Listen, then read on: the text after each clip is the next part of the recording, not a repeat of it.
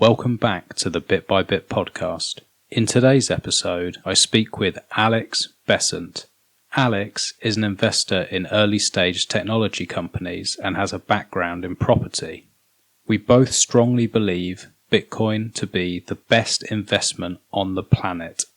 However, we disagree on the long-term viability of projects like Ethereum, Maker, and other DeFi projects in the space. It's always good to hear a different opinion, and I always love chatting to Alex. I hope you enjoy. Hi everyone. Hi Max. Thanks for having me on. Super excited to be here. Talk all things crypto, Bitcoin. Might throw in some kind of blockchain stuff, which might annoy some of your listeners. But It's all right. It's going to be looking forward to it. For the listeners, can you just give us a bit of your background, what you do at the moment outside of blockchain? Sure.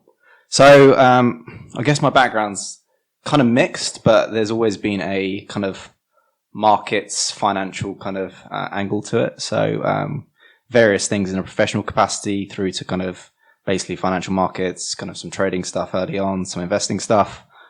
Did some real estate stuff, again, in the investment side. And then kind of transitioned to do more kind of tech investment, but also like tech delivery. So kind of building financial digital products, and then doing quite a lot in the blockchain space at the moment. Mm-hmm. So mainly from an enterprise blockchain perspective. But then personally, I invest a lot into the kind of, I'm going to call it the private blockchain space, but the kind of what I think is the more interesting kind of startup space. Okay. So basically that's kind of where I'm at now. I've got a few things in the pipeline. So kind of interested in doing a few things entrepreneurially in the space. I think this is our opportunity, is in terms of our generation's opportunity to, I think it's a once in a generation opportunity to kind of get in and invest in the space. And when I say invest, that could be financially, that could be through kind of human capital. Like there's a number of ways in which you can like invest in the space. But for me, I'm trying to gear my kind of personal and professional life kind of 100% in the space, because I think the risk is in not doing it versus doing it.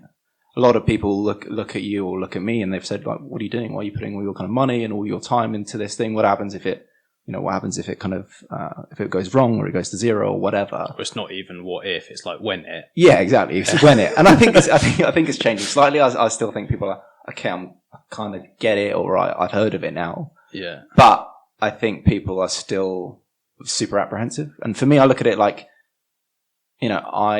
I'm of the kind of aware of the age, I guess, where, we missed the internet boom and we missed the kind of chance to invest in that and the kind of the growth that happened there. And I look at my current situation. Properties are ridiculously high. I know we've discussed this before. We've both got kind of backgrounds in property and real estate investing.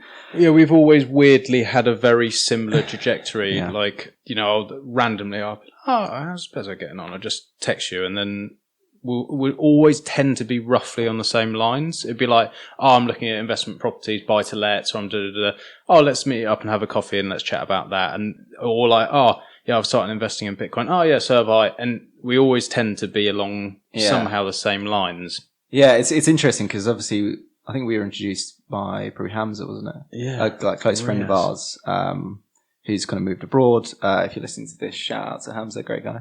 Yeah. Also poor bloke. Yeah. You haven't written back about my wedding invitation. Oh, shit, yeah, poor from you. But back. Still lots of love. Get back to us. Get back to us. But it's funny because I think we have a similar outlook on like life. And like I almost think, I don't want to say we're weird, but like I think we are slightly different in the way that we look at things. I'm going to argue a good way. Yeah, I'm going to argue that as well. But I think we both take we kind of look. I'm going to say we kind of look at things from a more macro, larger scale perspective. Yeah. I know we're both kind of super interested in kind of like markets and cycles and stuff like that. And almost coming back to my earlier point, like I look at my kind of my life at the moment and I think, right, like where am I going to put, some money and my kind of personal time? Yeah. Well, I left the kind of the real estate stuff because I thought, we had that boom and that bust. And I think, I think like those golden years are gone. Yeah. There's obviously always markets that are more bullish and the others, and some are more bearish. But, I don't think we see those returns in real estate. Stocks are at record highs, and like but stocks are at record highs. But then if you look at bonds, government bonds are negative.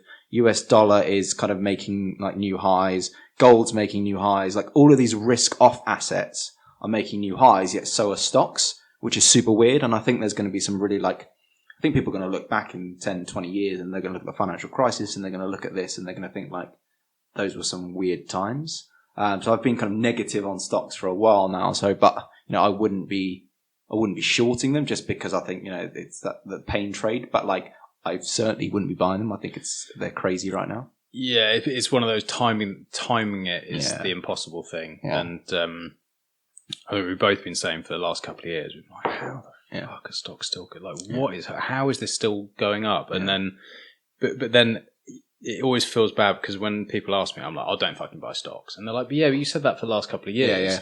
And then it's like, well, how long do you keep going on? Exactly. I've sort of shut up with it now. I'm like, just do what you want, and just make sure you buy BTC. Yeah. No, I'm in the same camp because like ultimately I look at those kind of leading indicators, and I know we're both kind of big fans of like Raoul Pal and like some of his work and all of that stuff. And I'm a big I guess reader or kind of believer, and I'm curious. I'm always learning about kind of markets and cycles and stuff, and I love that. And for me, like all of those kind of macro indicators are pointing to like trouble, especially in stocks. So like I just stay away from it. And I think, but this is where, it comes on to Bitcoin. And I think I can't, like, property's too expensive to invest in. Stocks are record highs. Like, what are our generation going to invest in with, whatever kind of money we have? And for me, the most asymmetric, like bet you can make is Bitcoin. Right. And I think you're crazy not to. Like, it's certainly crazy. I think it would be argued the way that we think about it maybe could be seen as crazy because we're so confident. Yeah. But I think you're absolutely right. It's mental not to have a small allocation. Like at least like Pomp always says, get off zero. Yeah, and exactly. I think he talks a big game about a lot of stuff, and I don't like the blockchainy stuff so much, but that he talks about. But that, I think, is the best point ever made. Is like, get off zero. It's crazy not to have any. And I think whatever age you are, and like to your point there, like everyone has completely different life circumstances, right? Where not everyone can throw lots of money in or kind of any money at all. But I guess I think anyone can throw in some portion of money. And I think, Pomp is right. And that kind of is mem or whatever you want to call it is correct. You need to get off zero because ultimately, it's the best performing asset class in the last, 10, 11 years. I think it's ever. Ever. Yeah, ever. That's right. I think it's the best performing asset. No, it is. Ever. I heard that on the podcast the other day. It's got a kind of compound annual return of, I think, 235% a year. But people get sucked into it's lost 80% this year. It's lost 90%. But that is the adoption of new technology. These things are risky. And I think you have to take a long-term view on these things. And, it's all over financial Twitter, right? HODL and all this type of stuff.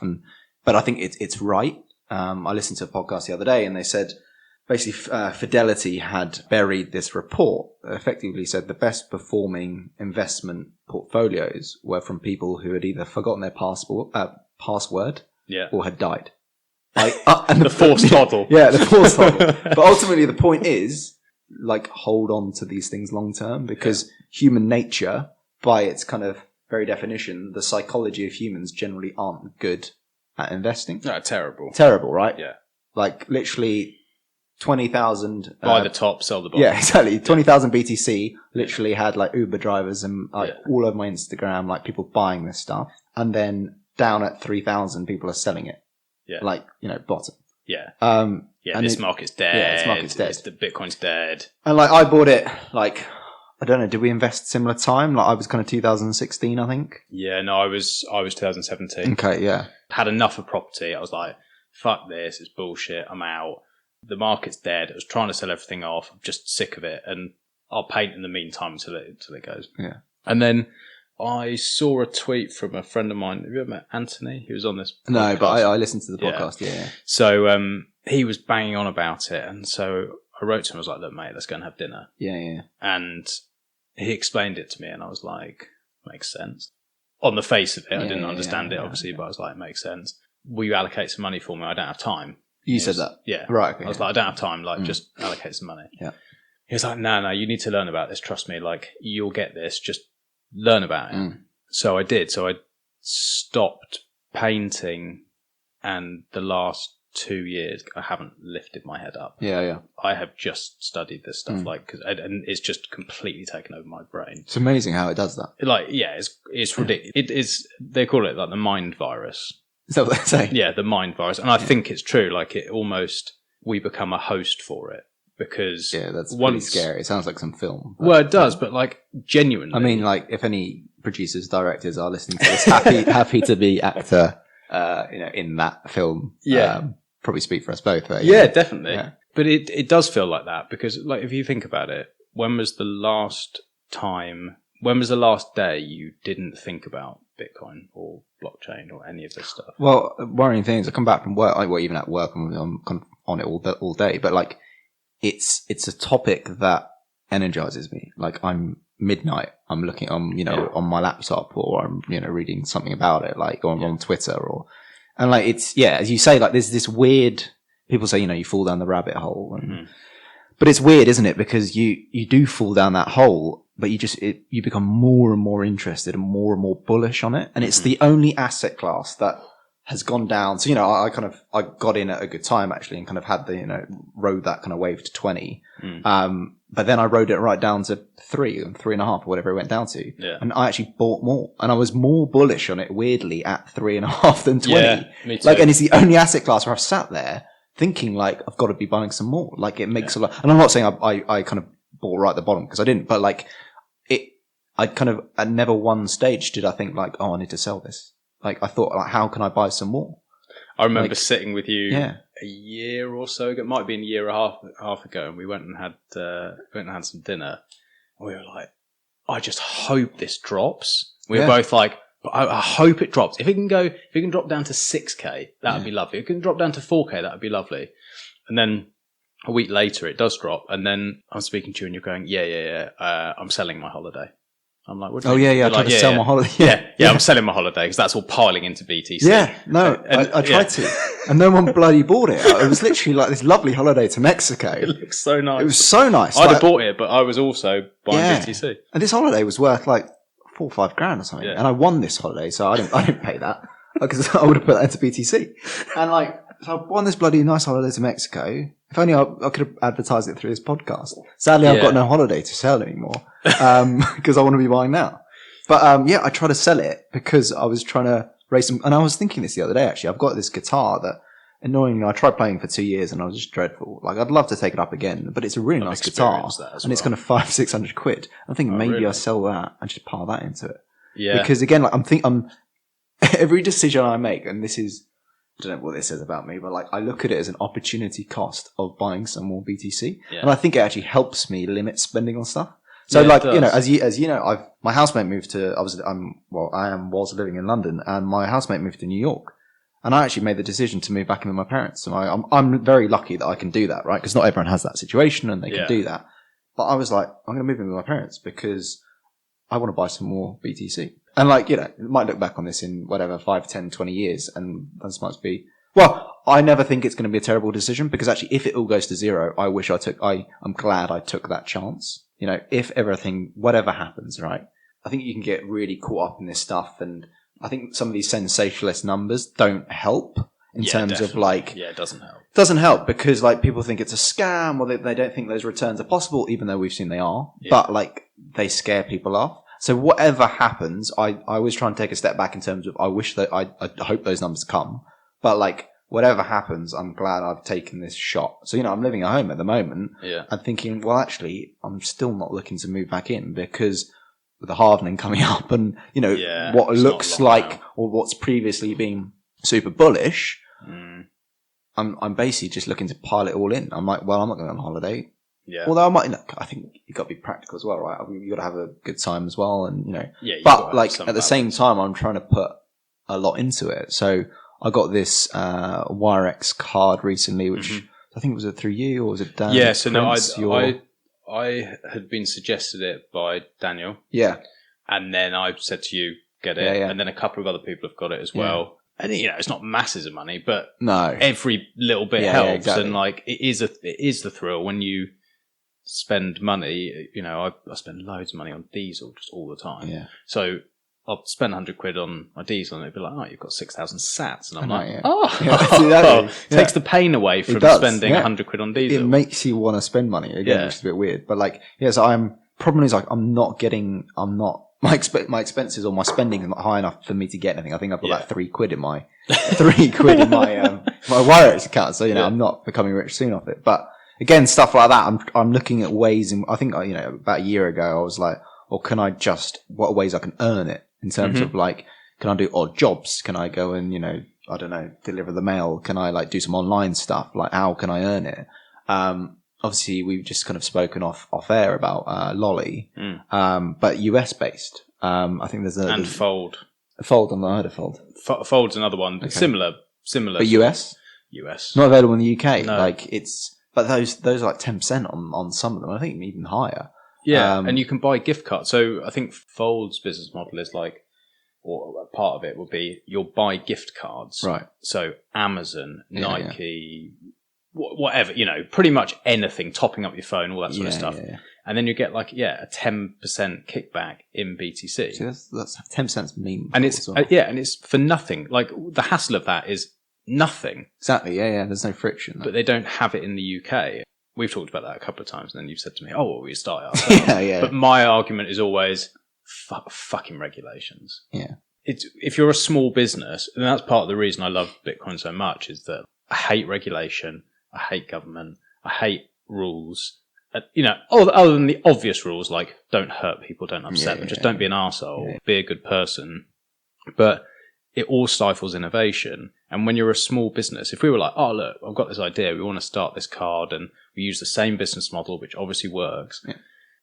My feeling is that we wouldn't get it off the ground because you're going to have to get solicitors involved. You're going to have pay to get through all the regulatory compliance and all that sort of stuff. And then suddenly you're in the red by 100 grand, and it's like, well, I could have just stacked sats. Yeah, and that's the thing, isn't it? Like you're thinking, like, well, it costs money to start something, but I think, but it's a great business. So if anyone's listening and they actually have some money, and they think, that sounds quite cool, come and speak to us because DM, Twitter, exactly, Instagram, Tinder. Like, everything out there. Tinder. No, not Tinder, sorry. Bumble. No, I'll never get any matches, so, it's just... you get loads of matches. Got to stay off that. But no, that's the thing, like, I don't know, with Brexit, actually, if that presents an opportunity or makes the UK have to be more, I'm going to say, like, less red tape, actually, because... Probably. Now, whatever your political leanings, actually... We've got to be more competitive, so maybe actually that becomes more opportunity. I don't know. Well, so Europe fucks itself. You look at all the tech companies, that nothing's happening in Europe. No. They're just like, oh, should we start a tech company? Yeah, we'll do that in America then. We will not be going anywhere near Europe. It's America or Asia. Yeah. So Asia's super interesting. Almost went and worked out there. I think, Where was it you were going again? Singapore. But again, like, I think, like, the markets out there are just... So I was listening to another podcast about a company that's based in Beijing and New York, and the guy said, he was like, you think New York's the most kind of city that never sleeps in the kind of in the West, but he's like, that's like they're basically sleeping all the time compared to Beijing. He's like, some of the companies started in Beijing are billion-dollar companies within 18 months. Like the pace of change and the rate of growth out there is massive, and the appetite for crypto. In general, like there's a massive product market fit out there. Their world is a lot more digital anyway. Like if you look at like WeChat and Alipay and all of these things, they're used to like paying like that. Yeah. Whereas I think a lot of the rest of the world aren't. So I think like they are perfect kind of use cases for whether it's BTC or others. Like you're seeing a lot of adoption. Yeah, definitely. And I think for capital flight from China as well. Yeah. Like Bitcoin is like such an... I was trying to explain this to someone the other day, and they're quite shrewd, but I won't dox them and say who it is. I was trying to explain, I was like, the most obvious thing is Bitcoin. Like, no one understands it yet, but when someone's trying to move Bitcoin, if they're trying to move money out of China, and they're buying properties abroad, and they'll leave them, like in London, we're talking about why properties are so expensive. Well, in London... is something like 20% of the properties in the more expensive areas are just sat unrented, like 11 months of the year. Yeah. And that's because these foreign investors trying to get money out of their country. So, and they want to have like a fairly stable asset to put their money in. They can't keep it in just a bank account, or they could, but they know obviously they lose to inflation. So they buy these and then just have them yielding nothing. So if they had Bitcoin, they can transfer any amount at any time. It's completely liquid, and they can go across borders and no one can stop it.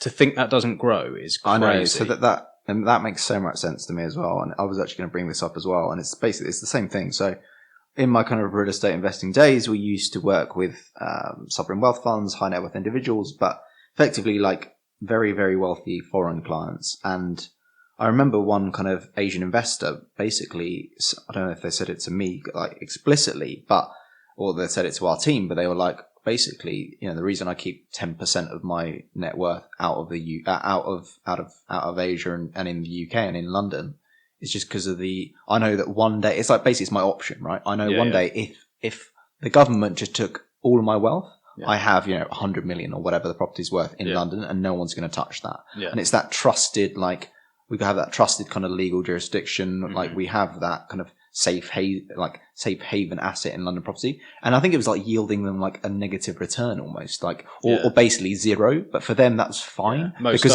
it's just an option value. And I think this is the way that the world will start to view Bitcoin in terms of like, okay, fine, property, yes. But I think, this digital gold is, I think, a really helpful analog, but I also think it underplays it in the long term, because actually at the moment, I think of BTC as a store of value, and I think of it as, well, you look at gold as a store of value, the kind of traditional one, but actually art is a store of value. Some luxury cars are a store of value, and real estate is one of the biggest stores of value, right? And I think ultimately you can walk across borders with a password in your head and access money, or, I think, was it someone moved 100 million or something the other day for like 80 quid or something? Like less, something like that. Yeah. About last week, it was $530 million worth for $1.20.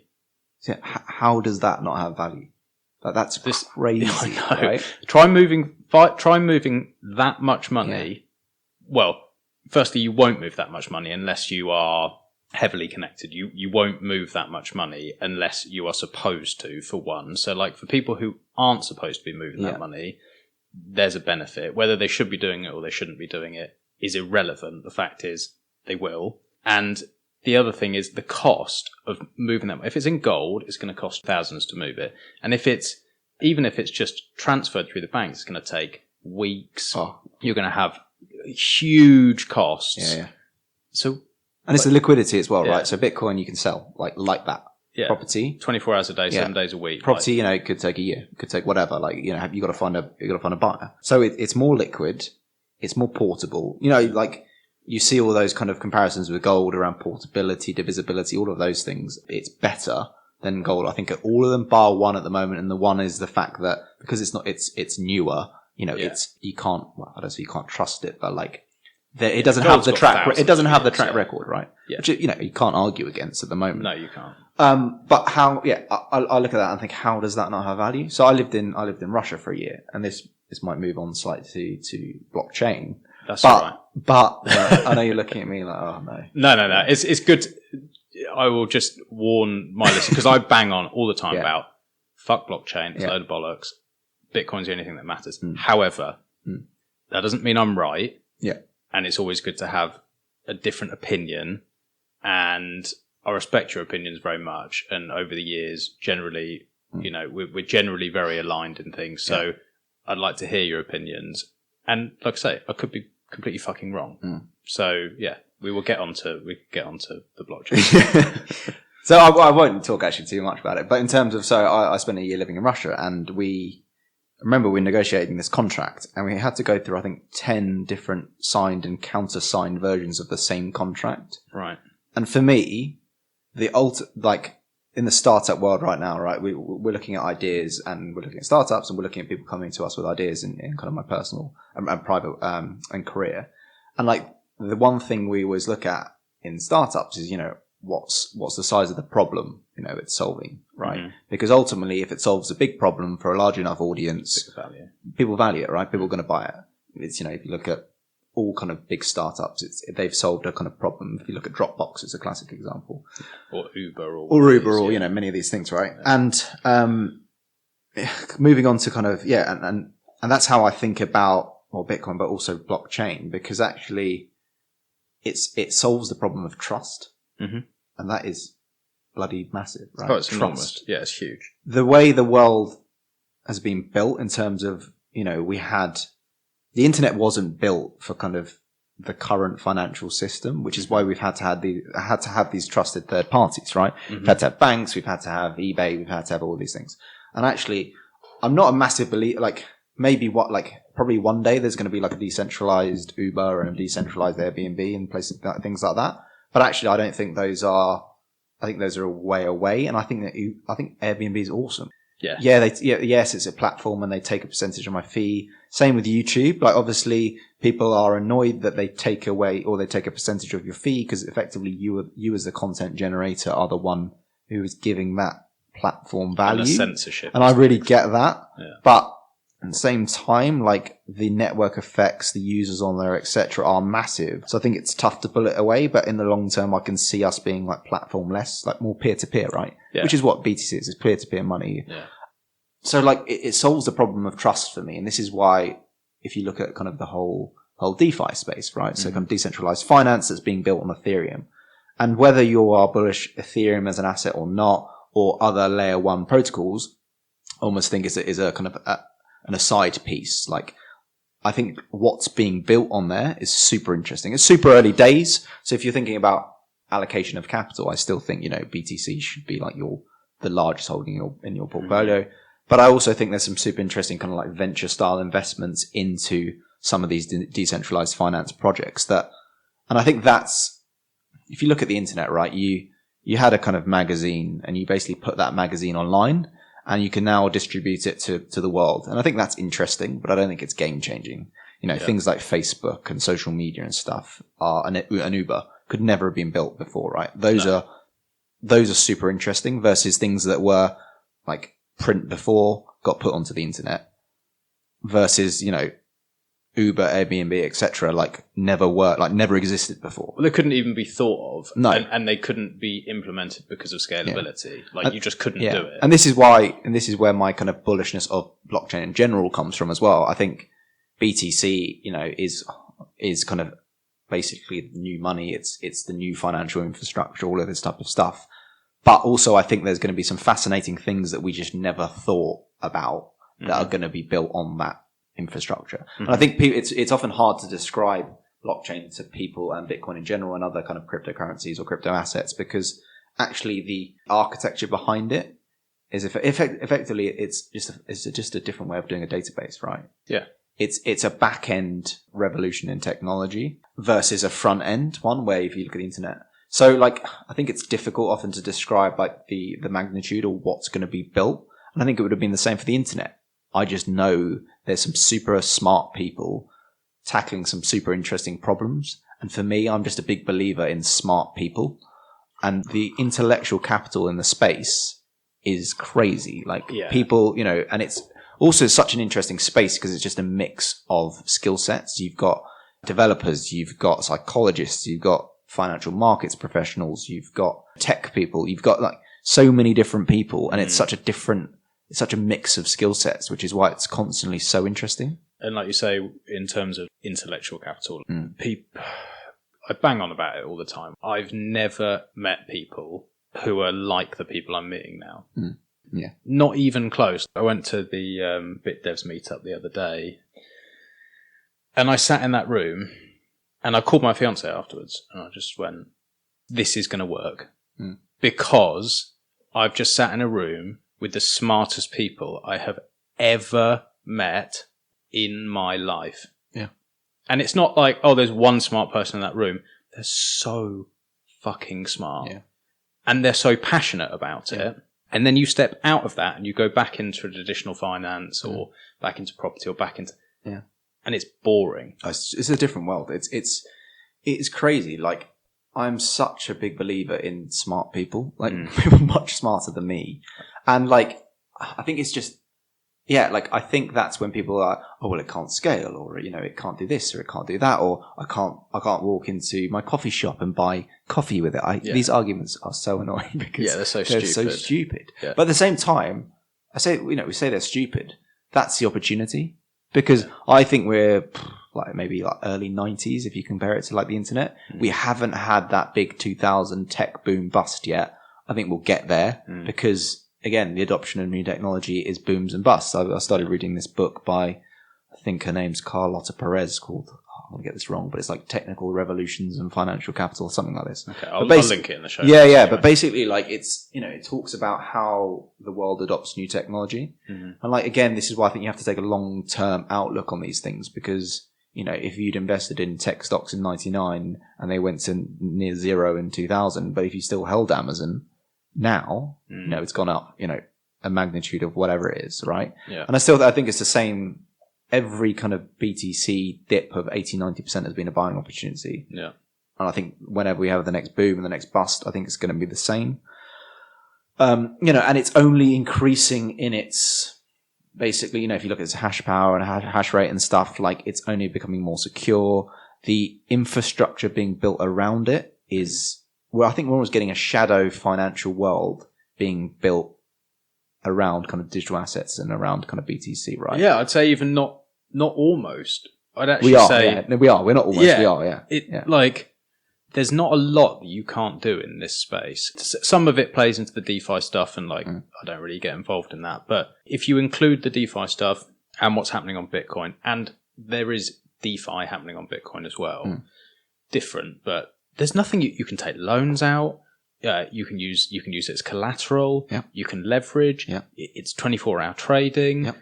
Yeah. You can transfer it anywhere in the world. Yeah. You can do atomic swaps. You can do, like, there's not a lot you can't do, and there's things that you can do that you can't do in the traditional and that's world. The thing, right? Like, we sit here in the UK, and we're lucky in terms of a developed country. You know, we've had good educations, and we've been, you know, we sit in a kind of comfy life, right? But actually, I think what's the stat? Is it like almost 2 billion 2 billion people in the world are unbanked?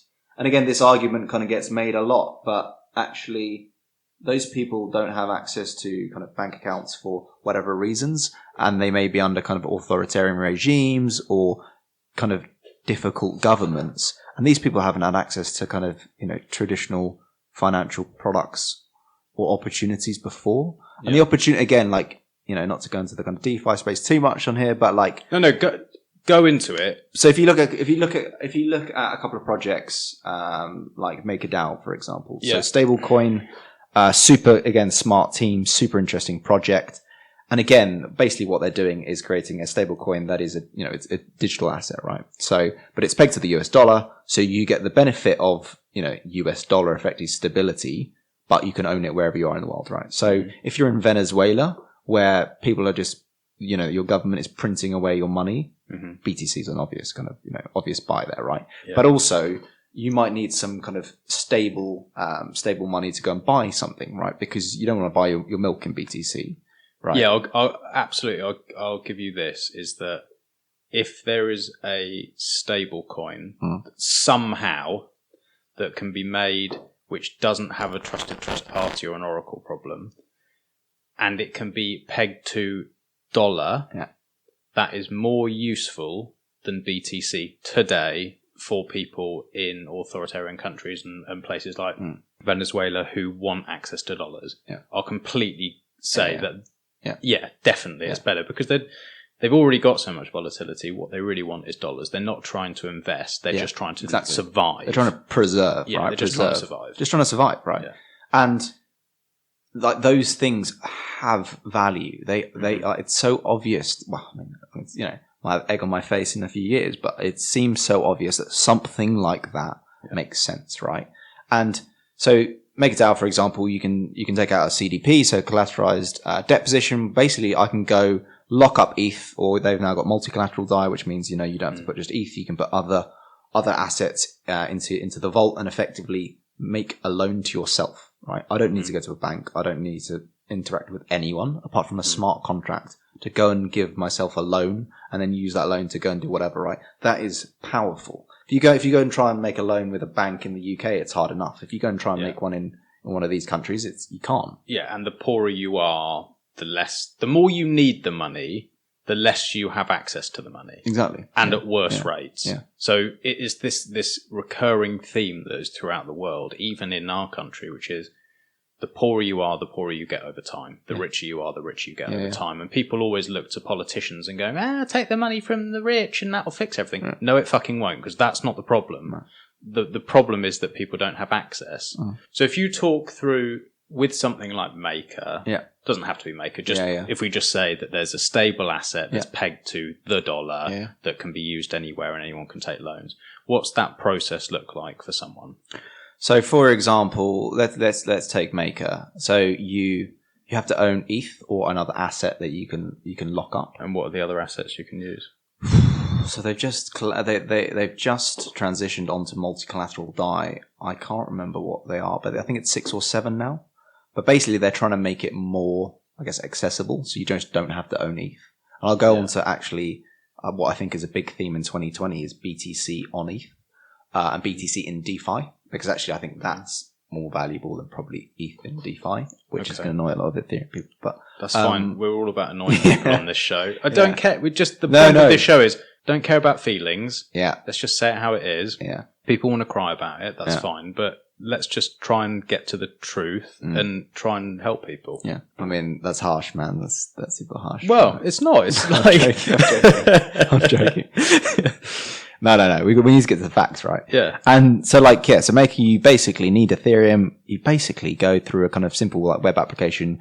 You basically lock it up, which basically means you just send it to the smart contract, and then you play around with a few. So it's collateral. It's collateral, basically. Yeah. Much like let's make it simple. It's if you go to the bank, you can lock up your house as collateral and take out a loan against it. And you can't sell that house until you've paid them back. Exactly. It's exactly the same. Yeah. But rather than having to go to the bank, I go to a smart contract, right? Just computer code, right? Yeah. And actually, that is fundamentally it's 1,000 times quicker. It's a couple of clicks. Yeah. And at the moment, there are some, it's early days. So effectively, it's ETH or it's now a few other kind of collateral types. You can't, some of the loans you can make are more simple, let's say, but you can see a world quite soon where you can take out, any type of loan that you could in, let's call it the real world or, the kind of fiat world, the traditional world on these platforms. Plus there's going to be more opportunities. The rates are going to be lower. People are going to get more access to these things. Because you don't have to interact with a lot of these third parties. And that's valuable. Mm-hmm. So the process has been locked it up. I've bought ETH, for example. Yeah. But I have. Yeah. I've bought ETH. Yeah. I've then locked it up in a smart contract. And you get DAI back. Okay, so I get DAI back. And I get what? 2x the amount that I've locked up? Or what's what ratio do I have to have locked up? So I think you have to have a minimum. No, so you have to have a minimum of 100. I think it's 130%. So you're over collateralized. You're over collateralized at the moment, and these are some of the kind of challenges I'm talking about. And actually, I think people are working on under collateralized loans at the moment, because again, otherwise you're thinking, I've got to lock up quite a lot, and it's to get whatever it's 70% in. So you get DAI basically, and one DAI is supposed to equal $1. And when I say supposed to, actually it pretty much does. It fluctuates between 99 cents and maybe just over $1. So it's similar to Tether or one of those. Yeah, but it's different to a lot of them because it's basically algorithmically determined. So there is no reserve. So I think Tether and others have some of the, USDC, for example, is another stable coin, I think backed by Goldman Sachs, that has US dollar reserves. So there are, Gemini has $1 as well, Winklevoss Twins, so there's different flavors of stable coins. My favorite is Maker just because of that. It's completely reserved. It's completely out of the traditional world. There is no reserve. Yeah. It is algorithmically determined. Okay, so that's locked up. So you're locked up. You get DAI. So you basically get dollars. So you've put $100,000, let's say, of Ethereum into a smart contract, and you've now got how much DAI? call it 70,000. 70,000. Like you can determine how much, but let's call it 70,000. Okay. 60, 70,000. 70,000 in DAI. But so with that so what's the benefit there in terms of you've given 100 in ETH, which we don't know if that platform is going to survive or not. Debatable. Like we won't get to the bottom of it between us. So, but that's locked up. So you've got risk there. Yeah. And you've put in 100 to get 70. So I see it if it was under collateralized. I'd be like, okay, you put in 70, you get 100. Yeah. I see that. But what's the benefit now? So for example, I could then go use that DAI to go buy more ETH, right? So now I've got, say, 70,000 ETH on top, and I can then go and trade that ETH, and I can go leverage it, or I could take the DAI and I could lock it up and get 10% or whatever it was, 8-9% at the moment. So you're if I stake it out. leveraging. You're leveraging. Effectively. But because my ETH that sits in collateral is still there, right? So I've still got 100,000 ETH. Now I've got 70,000 more. It depends what you go and buy, right? Or I can go and buy BTC. I can use that DAI to go and buy, So there is that options there. Then obviously it's dependent on ETH's price as well. So basically there's this. So if the price drops, you don't even have to. You have no choice. Effectively, it'll liquidate it for you, right? Right. So that's why you want to be massively over collateralized. Yeah. Because of that, especially with the volatility. Right? So it's not perfect, and that's the opportunity. None of these things are perfect, and BTC is not, and the world is not perfect in this, in this new world, and that's where the opportunity is. Because you don't want to be investing into anything that everyone thinks, oh yeah, like. I think, BTC is safe. It's obvious it's going to be the next, Sora wealth or whatever. So. Yeah, it's like investing in Disney. Do you know what I mean? Like it's investing in Apple. Yeah, it's like, oh yeah, you're not going to have the returns because everyone's already risk and reward are intertwined, right? Yeah. Okay. I definitely see that some of these things could be useful. I just think it's for me, my concern is how it's implemented. So so you've done that. You locked up 100 grand. You've got your 70. You've bought another 70,000 of ETH or Bitcoin or whatever you have. So you're now leveraged. Now, which happens in this market, the price drops in half. Yeah, that's the risk you take. So if it doesn't go your way, you lose everything. But if it goes your way, someone who has a small amount of money has the potential to do very, very well. Yeah. And leverage is exactly that. The leverage is risky, right? Yeah. But so what happens if it goes the wrong way? Your 100,000 in ETH that you originally put in there is taken. Or you lose it. Yeah, so I don't know if you lose all of it though. So I think you'll lose basically whatever you need to pay back the loan, right? Okay. So what would happen?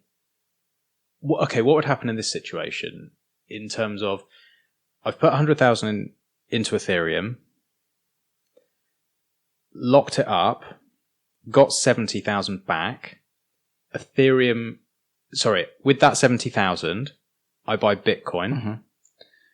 Overnight, there's a catastrophic bug. Ethereum goes to 0. Yeah. Vitalik's assassinated, and at the same time... R.I.P. Vitalik. Yeah, R.I.P. Vitalik. Yeah. And at the same time, there's a massive bug and inflation bug or something like that happens. Yeah. So ETH goes to 0. Yeah. That collateral now that you had of 100,000 ETH is worth nothing. Yeah. But you've bought Bitcoin, and all the money that was in Ethereum is pouring into Bitcoin. Bitcoin doubles overnight. Yeah. Ethereum goes to 0. Yeah. How does that contract claim the money, that 70,000 back from you? Who knocks on your door? So it doesn't. I might get this wrong, but I don't think it needs to, because it's taken all of your 100, right? It's taken all of your collateral. So it's the same if you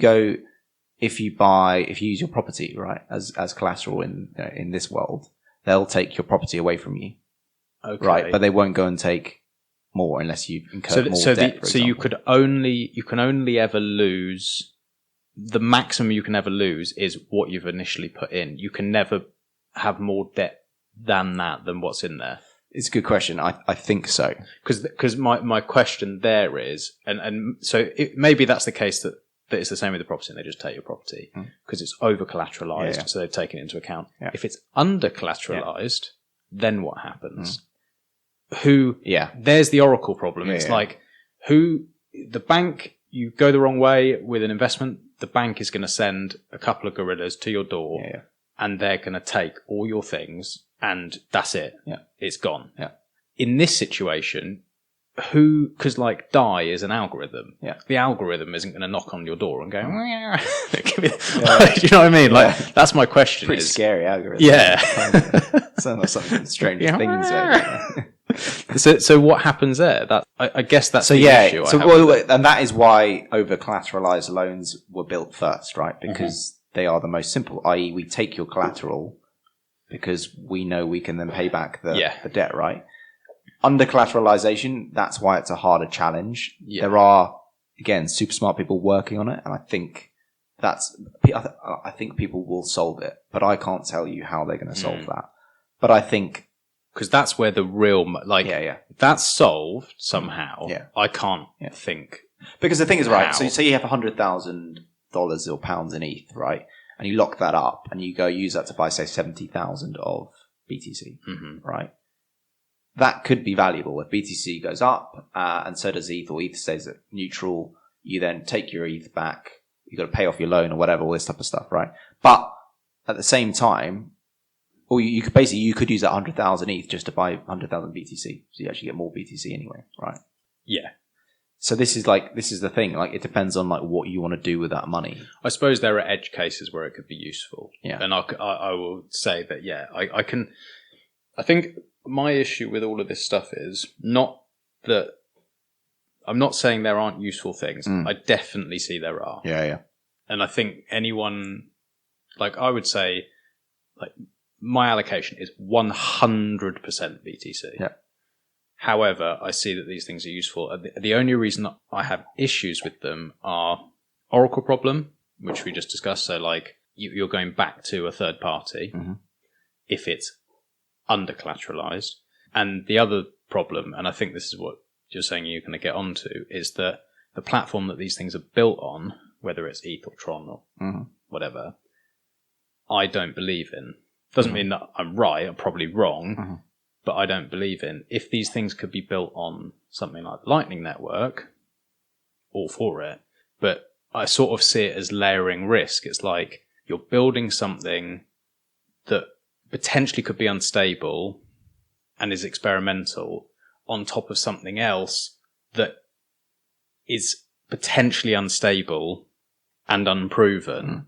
So it's kind of layering risk, whereas I see Bitcoin as the other way, which is like you're building something that's unbelievably stable, and then you're layering on top things that are maybe slightly more unstable, either on top or on the side of it. Yeah. And if they go wrong, then the actual protocol is still safe, and whatever collateral you have is still safe. But I think that's my problem with ETH, is that I'm concerned with the way that it's built and its future, and layering things on top of it would worry me more than I'd probably be much more willing to go for something like DAI and give it a go if it was built on Bitcoin. And I think you're maybe going to tell me that you can have.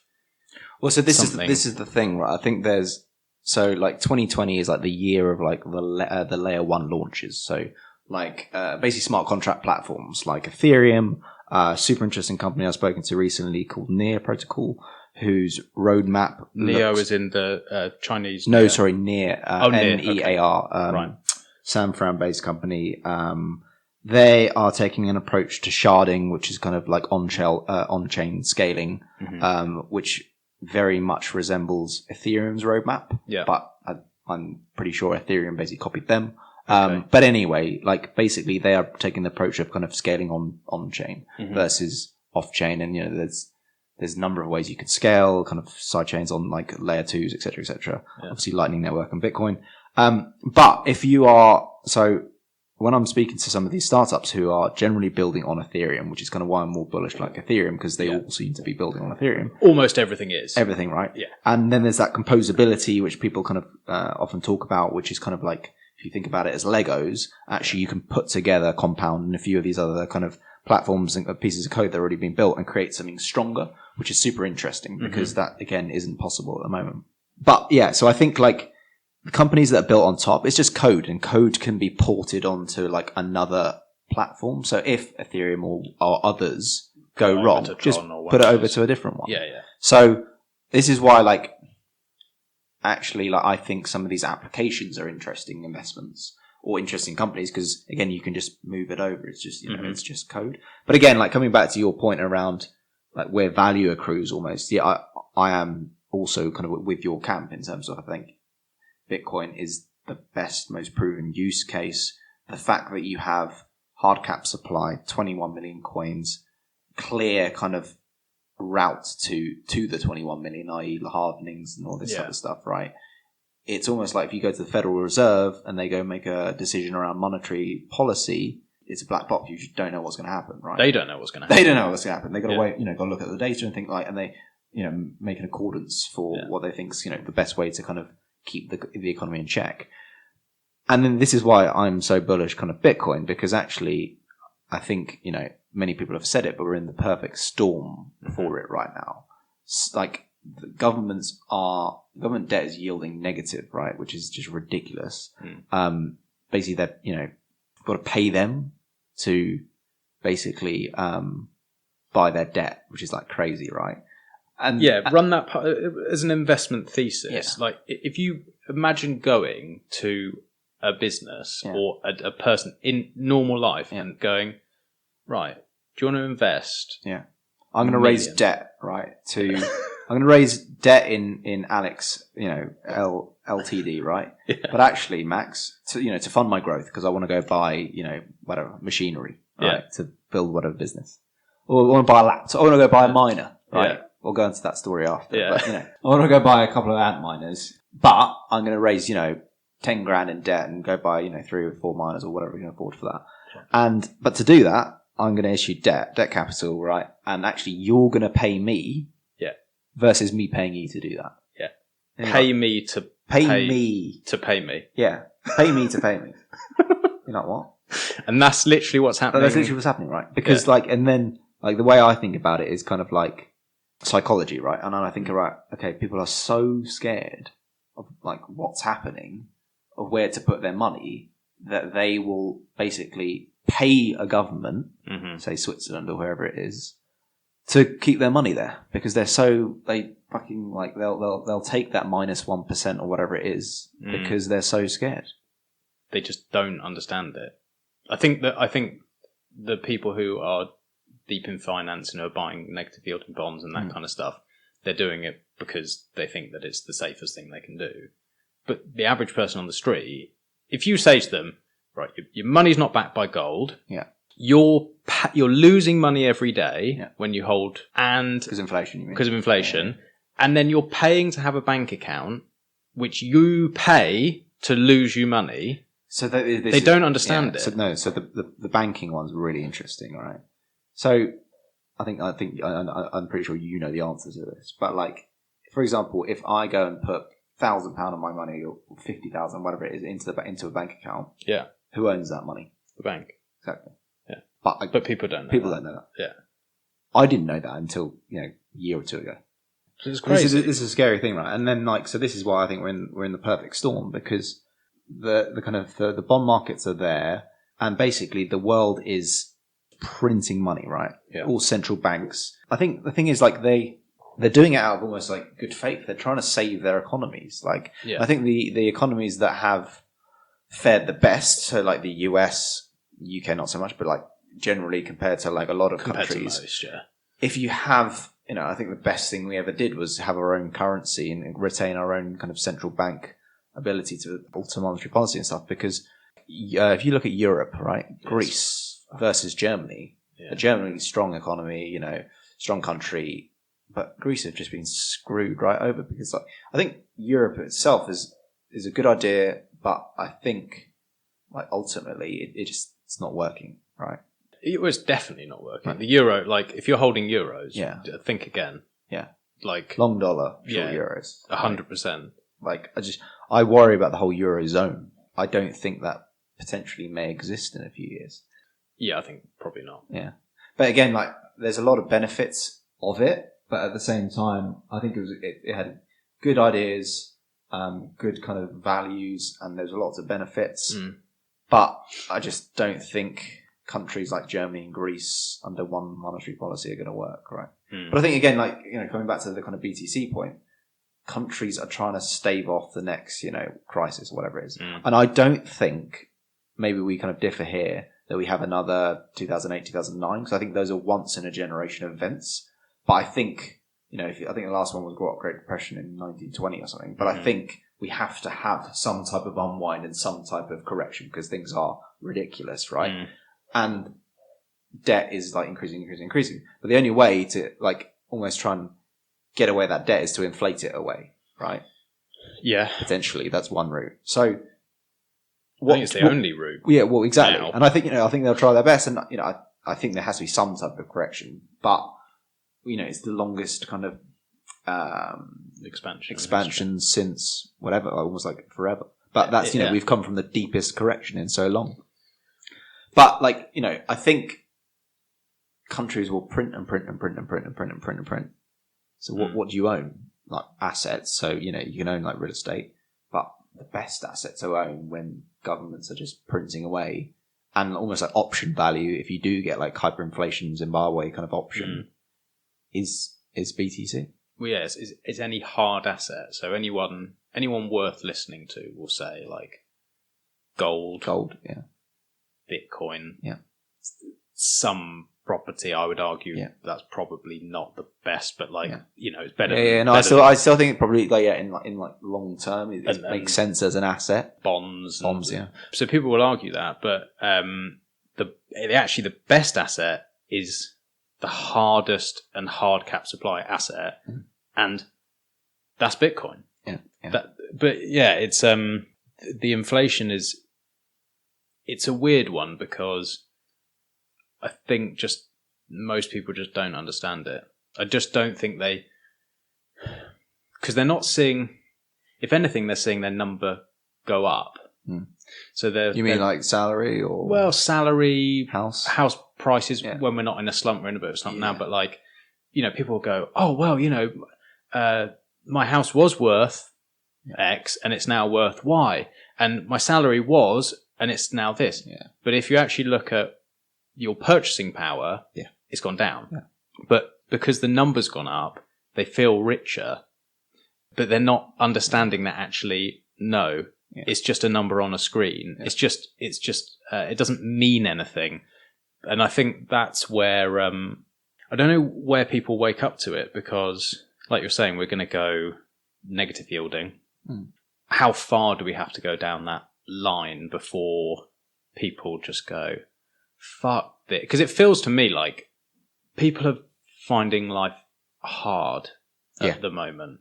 Just the average person is just like... Yeah. But I think a lot of that comes from, again, like maybe, well, I don't think this is a UK thing, but like house prices, right? So I was looking into this interesting chart the other day, and it was basically like nice little chart. I love a chart. How sad is I love a chart. How sad is our life that literally we send each other little looking at charts at like midnight, like just out of interest. So I love that. Is that weird? That's weird, isn't it? Anyway, I enjoy it. Right. Yeah. So I'm looking at this chart. I'm getting super excited about, right? Literally, and it's like so it's like, well, there's a few charts actually that I like. One of them is like affordability ratios, right? So it's basically house price to income. Basically, I think 20 odd years ago, or 20 plus years ago, house price was about 3x to your income, right? Yeah. So like 7 or something. Yeah.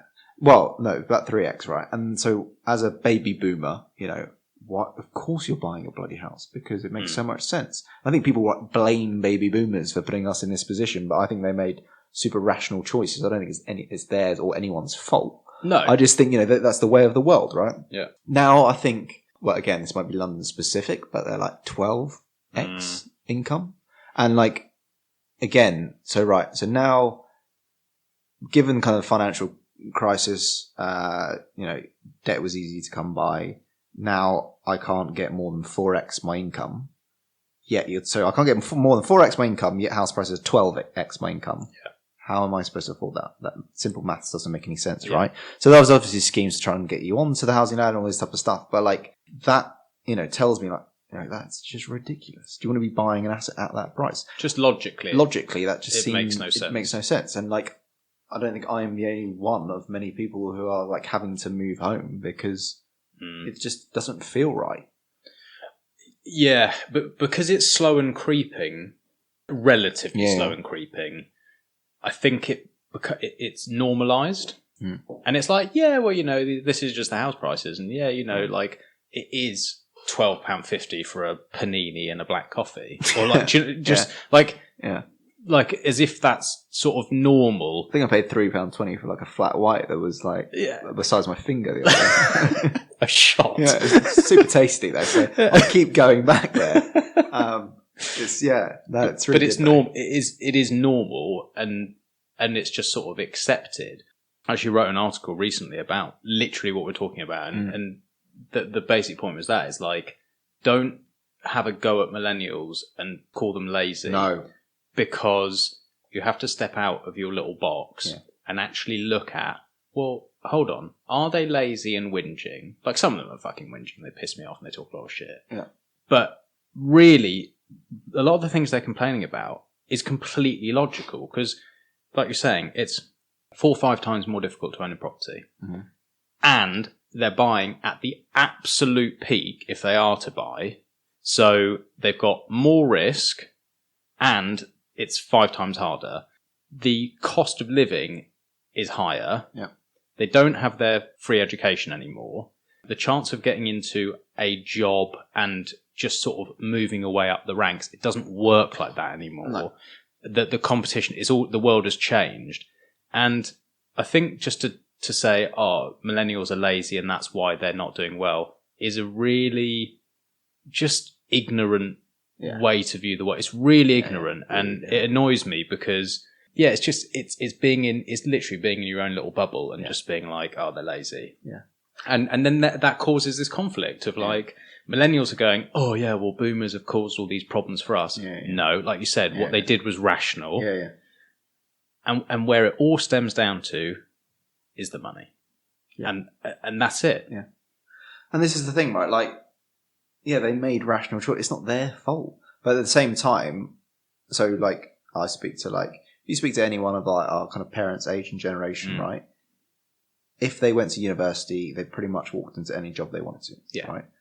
I went and interviewed with kind of top investment banks, and I was probably the only English person there. It's a global competitive world now.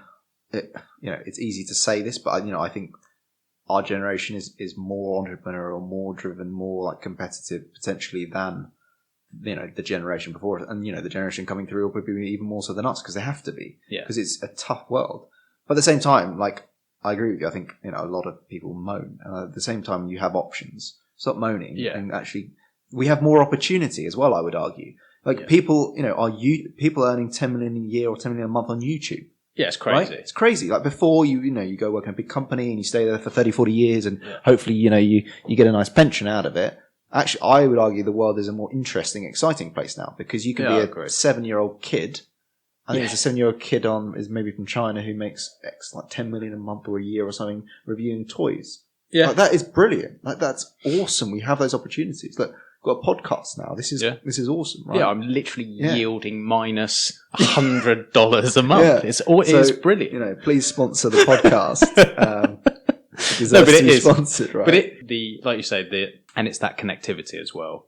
Yeah. It's the fact that like on this podcast, obviously we know each other, but on this podcast, I've reached out to people who are on the other side of the world in completely different industries and had amazing conversations and learn and that just wasn't possible in our parents' generation. No. And yes, they had opportunities. And yes, in general, life was easier in a lot of ways. But what we're talking about is actually this wealth transfer coming, and the opportunity.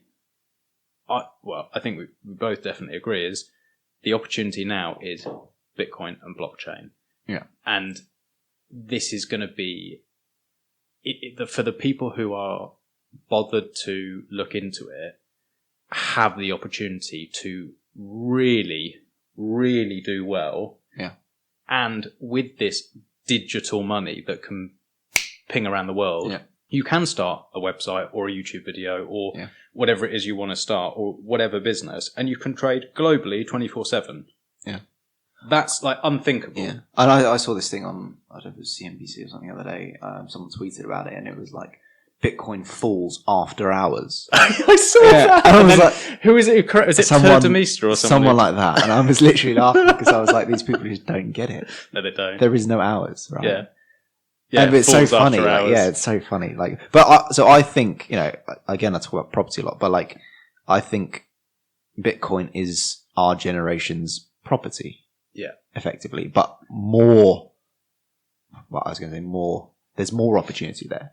Maybe it's a better analog to think about it almost as the internet in terms of, investing in the internet. But effectively, it is the whole internet. The whole internet, exactly. Yeah. It's not like picking. No, it's not picking Amazon. Google or no, Amazon, no. and you'd have, that's like almost shotgun fire. It's like, invest in, because no one is smart enough. They might think retrospectively like, I was smart. Stock picking is hard, right? Yeah. Really, really hard. And this is what you want to be. You want to take a long-term view on, as on the almost the long-term, I don't say the asset, but almost like an index, i.e. if you're investing in, the S&P 500, you can buy the index and it makes about 7-8% a year, which is a good return, right? But like, I think, buying Bitcoin is almost our generation's, I don't want to say kind of escape, but it's our generation's opportunity. And I think that if, even if it goes to kind of zero or something happens, I still think you have to try and take that opportunity. Because I think otherwise in 5, 10, 20 odd years, you look back and think, why didn't I try and put at least some of my time and some of my money and some of something into this? Yeah, I think that the key is like, get off zero. Yeah. And invest as much as I don't like that as much as you're willing to lose, because I actually think that it's much riskier putting your money in the stock market right now than it is. I genuinely believe I that. agree with you, yeah. But I would say, I think it's one of those things. It's like invest as much as you understand. Yeah. Because like when I first got involved with this stuff, I was buying all the different alts. I had no idea what I was doing, really. I was just like jumping on a train. Yeah. And as time has progressed and as I've become more comfortable with the technology, I feel more comfortable with my hardware wallet. I feel more comfortable with the people who are in the industry and seeing what's happening. Then you feel more comfortable having a larger allocation. But to have, if you had 5% allocation and you lose that 5%, if it goes to zero, firstly, like you said, it's the most interesting industry to work in. I think, like, by far. It has the biggest upside of anything on the planet. It is the best. It's the best investment you could have made ever over the last 10 years. And not only that, and the other thing is, it's not only about the money; it's about social change. So if it goes to zero, at least you can say, I was trying to be part of something that would bring more freedom and opportunity to people in the world. And okay, I gave it a go. It didn't work, but at least I tried. And I think we've reached a stage now where something like there's too much intellectual capital and kind of brilliant people in the space that something, is going to stick. And I think the whole thing sticks, but like, it's not, the whole space isn't going to zero anymore. I think we're beyond that.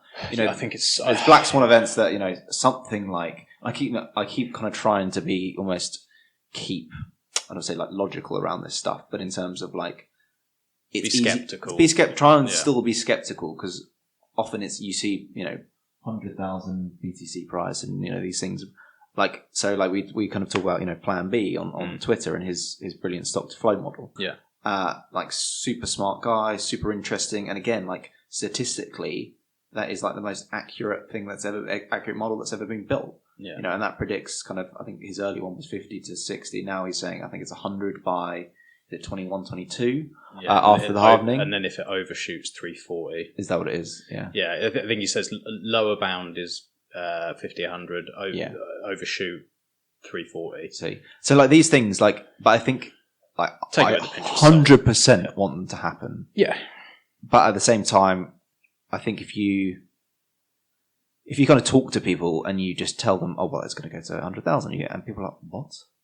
100,000? Like, For like what? Yeah. Fake money or digital, like electronic money? Yeah. I really fucked myself up because I actually have been saying for the last year and a half, 1 million.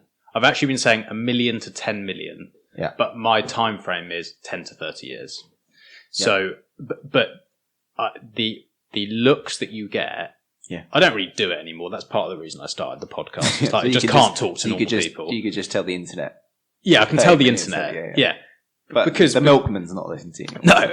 Well, I wasn't he trying should get off zero, though. He should get off zero. Yeah. But, I mean, I didn't try with a milkman, obviously. Okay. They even drink milk. You should. Yeah. But no, true. Milk is bad for you people. Like, I'm trying not to... I'm not pushing my views on people, but... Yeah, but don't fucking drink milk. But don't drink milk. Ever. No. We're not pushing views, but buy Bitcoin, don't drink milk. But that should be like the slogan or something for this thing.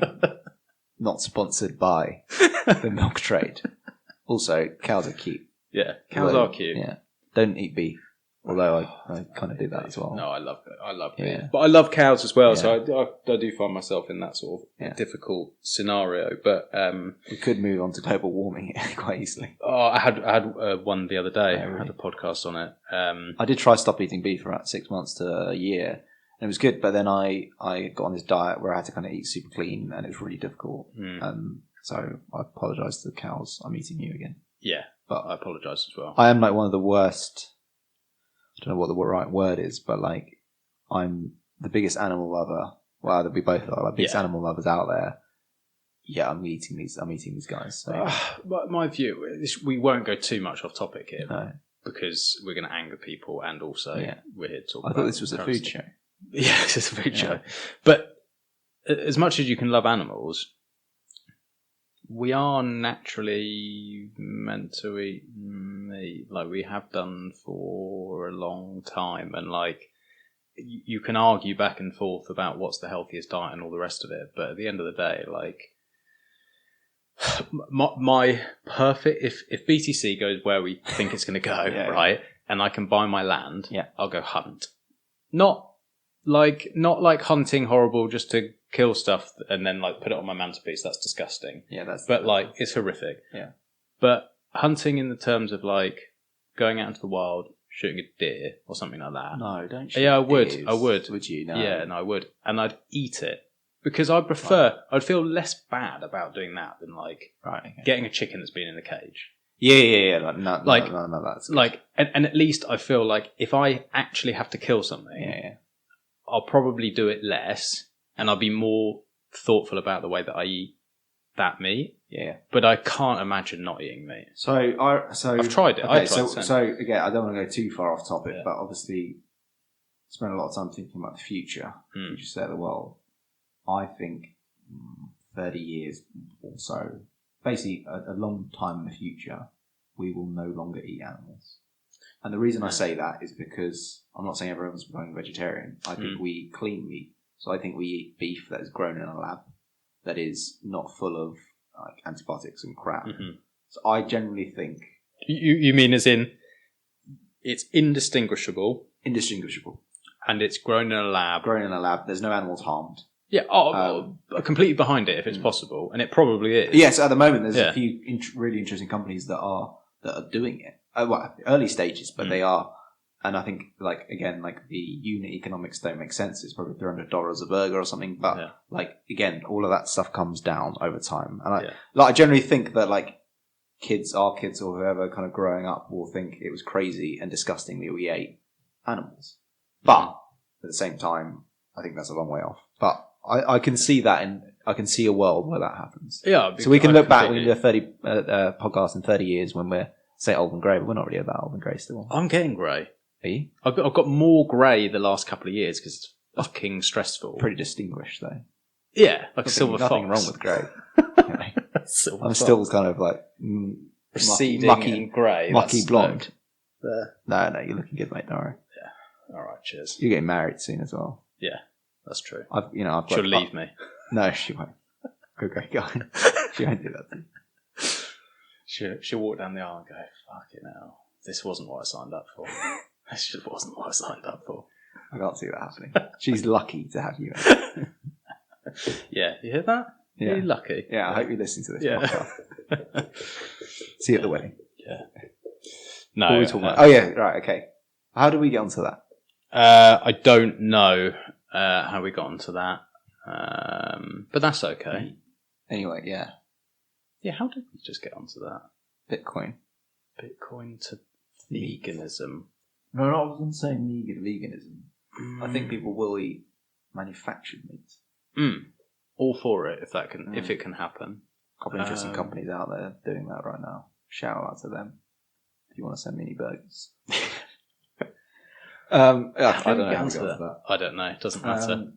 I think I had a good point about BTC and then I've forgotten it now. So let me just backtrack. So we can cut some of this. We're talking about what investments were available for younger people. Well, so actually one point I want to make is around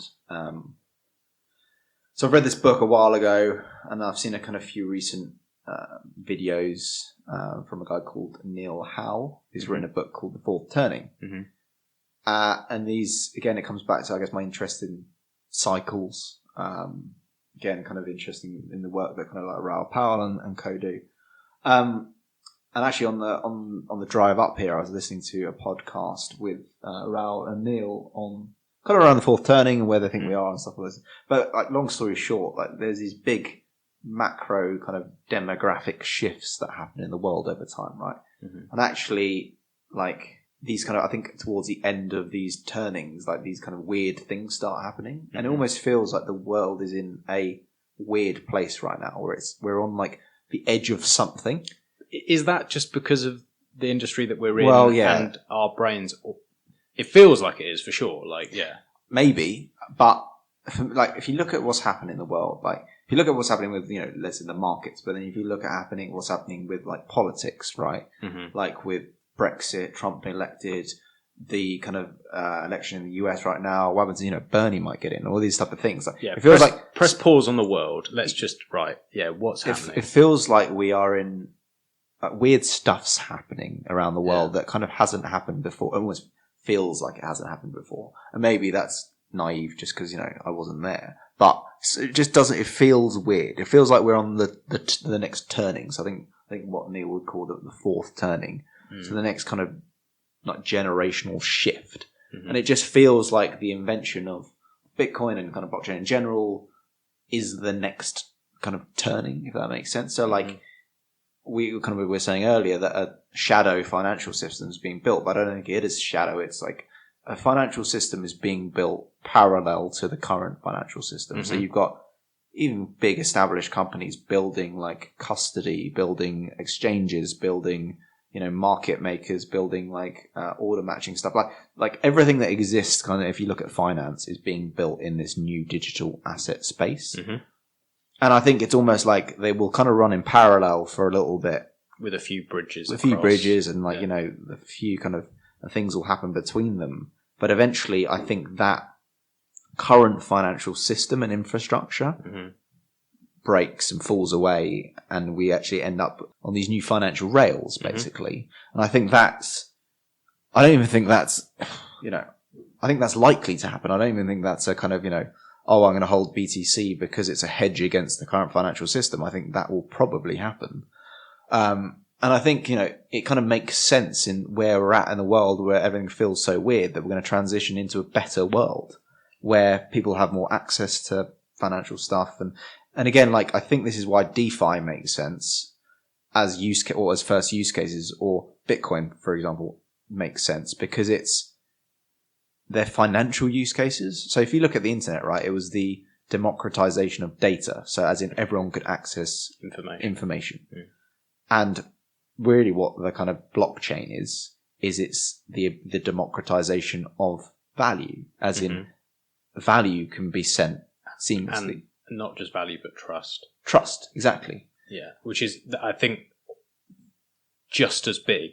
Like those two together, it touches everything. Touches everything. Every industry. So I think there's some interesting.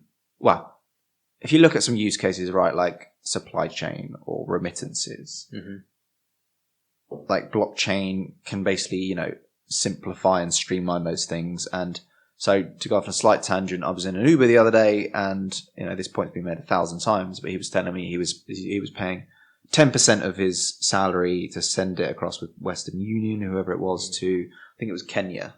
And I said, you know what, this is where I think things like DAI could be super interesting, right? Because actually, you don't want to send them BTC because of the volatility. Sending pounds across. Say you send pounds across, but that pound converts to DAI, for example, to dollars or whatever it is, and then actually you get whatever, a fraction of a fee taken off it.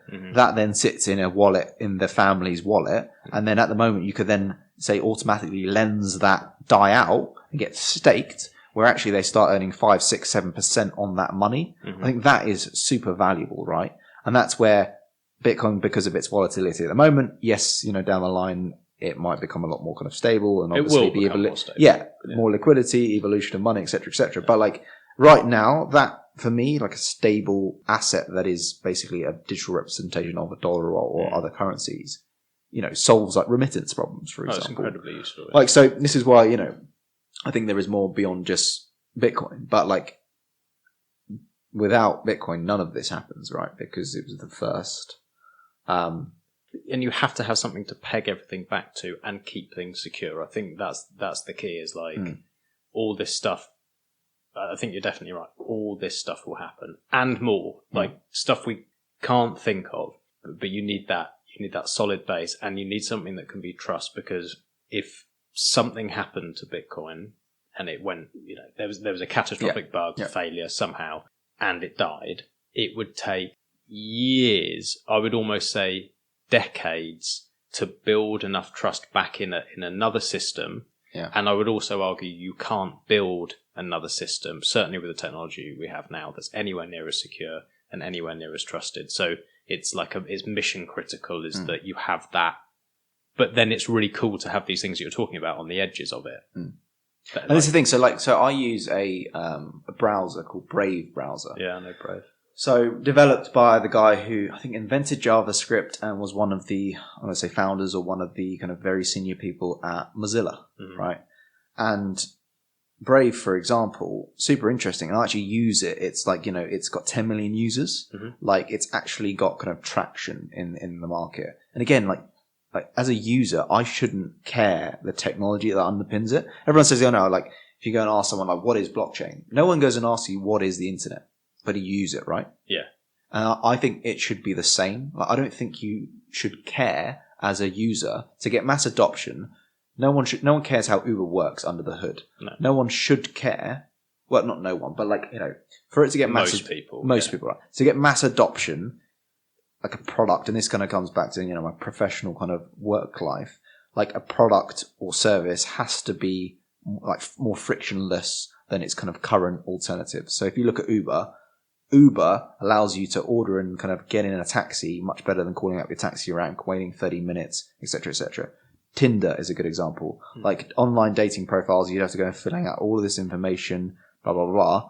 Tinder, one swipe, less friction, right? And it should be the same. Whatever gets built in this new world, it has to be a better experience. One swipe. Yeah. 1,000 swipes. 1,000 swipes right for me. 0 back. So no matches. So I'm not going to promote myself on here. Turns into a dating show. Probably any guys. We put a probably any profile guys listening anyway. So that's true. BTC, like yeah. Anyway, I'm looking for new friends as well. So if anyone's out there after this wants to, wants to swipe right, anyone wants to message me on Twitter, talk about BTC and blockchain, please do. Actually, on that point, and it was on your earlier point as well. Like the people in this space are awesome. Like I find Twitter brilliant. Like, there's it's a little bubble as well in terms of we all love it. And like, we kind of talk about all this stuff in general, but like, it's kind of, people just love to chat about it because like, I think we're all still early in the industry, and like, we're in it because we're interested in it. We're not in it for like, other kind of reasons, I guess. We all love what the potential future could look like in this space, and we feel like we're all in it together. Versus, in other industries, if you reach out to people, they might not be as kind of like accommodating, right? So I think that's another great thing is like the community, but then again, like the tribalism is strong, right? So if you're like ETH is money versus like BTC is hard money, it's the only money. And I think like for me personally, I don't care about these arguments in terms of. I think actually some of this tribalism is kind of helpful in a way because actually people are so passionate about it, and actually it leads to kind of maybe potentially kind of more people getting involved in adoptions and rivalries and stuff. But ultimately, I don't care about, all of these kind of arguments and memes and stuff. Like, I just think the whole space, I'm bullish on the whole space. Right? Yeah. And this is, again, why I guess kind of for me, I think, because I'm bullish on the whole space, I think there's interesting things that will come from, built, I guess, whether it's in the DeFi space or stuff that we just don't know about yet. And I think if you close your mind off to that, then that's dangerous, because you think, okay, it's only going to be Bitcoin. That's the only thing, you close yourself off potentially to some super interesting stuff. And that's, I guess, why I'm trying to stay, open on all avenues, because you just don't, I just know, I guess in my kind of, know as well as you can know that something or very super interesting stuff is happening here. And I don't know where it's, what is going to be, I guess, where that's going to happen. At the moment, it's BTC, for example, but like there are some really interesting use cases in, the traditional, well, not traditional, but the blockchain world. So I just, I don't want to close my mind off to those things because I think that is valuable. Yeah. My point, what you were just saying, I think you're absolutely right. And although I have, in terms of my investment, is 100% Bitcoin, I'm not someone who has a problem with people experimenting. And like all of the experiments, if there are 1,000 experiments and one survives and does something useful, it's either going to be useful outside of Bitcoin, and that's great, and it's useful for someone, then great, or it's something that will be integrated into Bitcoin anyway. So anything that's happening around the space all just strengthens it. So I don't have a problem. I think it's brilliant. And I think that if you do close your mind off to everything and say everything is just like nothing's ever going to be useful, I think that's a stupid thing to say, because then you'd have said that about Bitcoin as well. Yeah.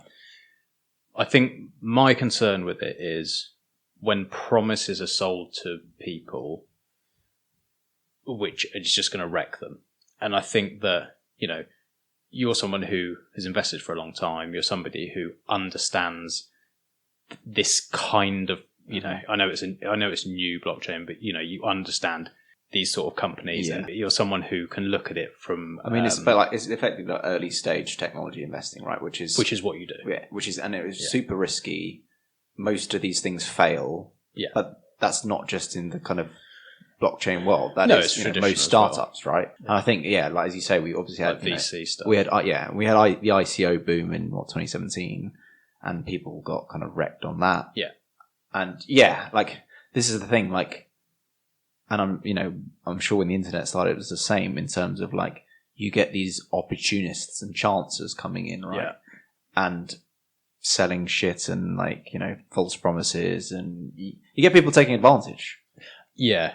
I think that's what concerns me more than anything, because the negative from that is that people will hear about one of these Ponzi schemes or scams or something that's gone to zero, and then because they don't understand this space, they will then have that view of Bitcoin. And I think that's where it becomes negative. Is like someone gets their fingers burned because they invest in some shit.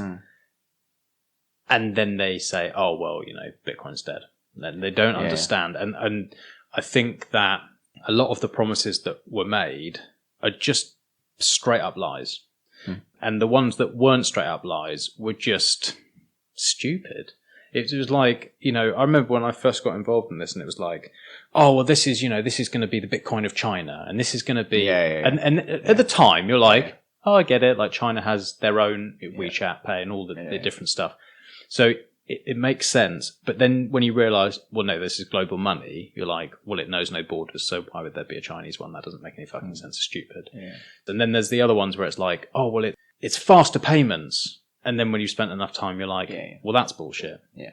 And then it's, oh, well, this is better for the environment because it's, we're using proof of stake, or we're using a mix of proof of stake and proof of work, or we're using Tangle, or that's bullshit. DAG. DAG. What was it? Decentralized, like a cyclical graph or something. I don't know if that's right, but it's something. Something like that. Yeah. And all these things are just bullshit. So I think that's why with this podcast, I try and just say to people, I think the best way to come in is even don't invest any money or invest a very small amount, buy some Bitcoin. Yeah. Start learning about this technology. So I would say the best way is to buy some Bitcoin, because you've got skin in the game, right? Because skin in the game, suddenly say it shoots up 20, 30%, you're like, oh, okay.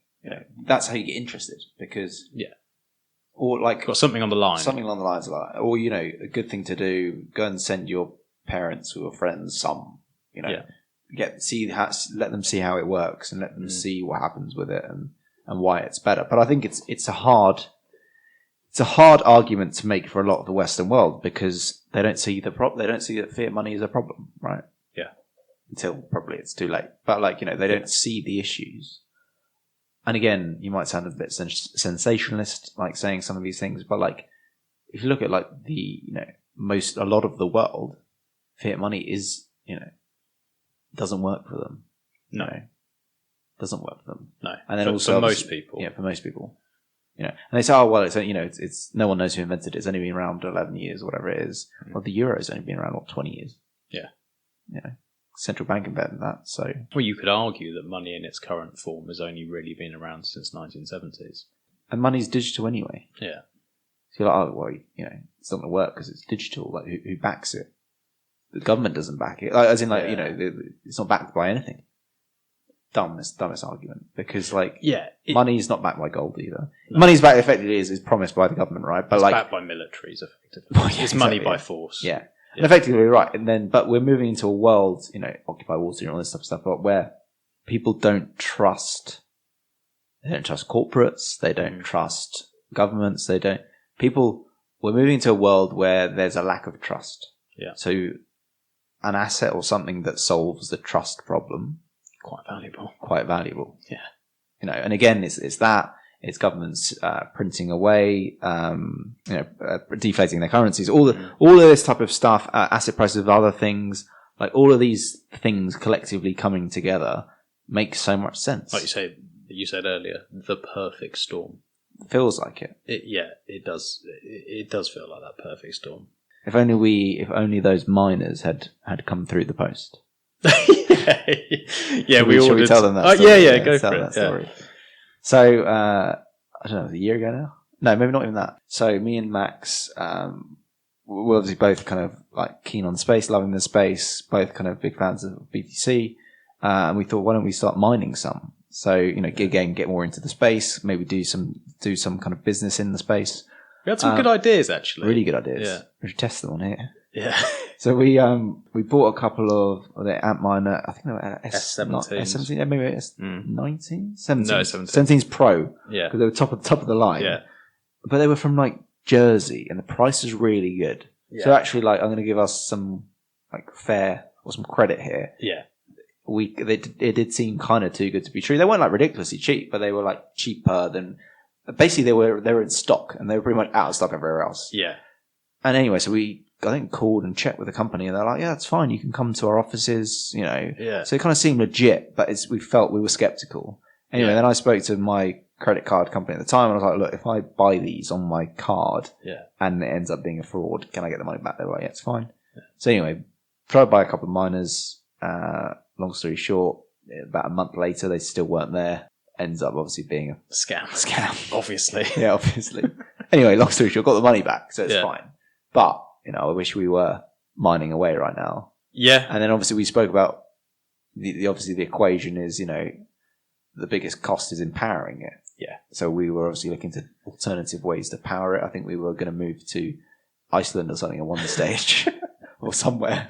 Because the cost of powering it and cooling it, I think, are the main two, right? Yeah, you need to. From what I understand, you need to be working at like 2 to 4 cents power at the moment to be competitive. Yeah, to be competitive. Which obviously like doesn't work in the UK. But then the other thing that we were saying was to use the heat that's generated from the miners to then heat something else. Yeah, because then you're actually something that is a byproduct. You're actually using to make some revenue. So we're thinking, even whatever happens with the price, we could use that heat to heat a swimming pool or a greenhouse or something like that. Yeah, genius idea. Yeah, it is a genius idea. But if anyone wants to again comment on that, good or bad, open to that. Yeah, or investment, or invest in that. But no, or all can actually find us some miners. Yeah, well, I actually got one. Before. Oh, you got one a while ago. I got one before, so I bought one. Yeah. Got it in from China. Paid like 150 quid in post and packaging and all the import duties. Don't pay those and all fees that on stuff. BTC. Yeah, no fees. Shout out BTC. Yeah. But I got it. Wait, I'm just going to put my hat on because I feel like. Oh yeah, you've got your BTC hat. Yeah. Do you not worry about your OPSEC with that?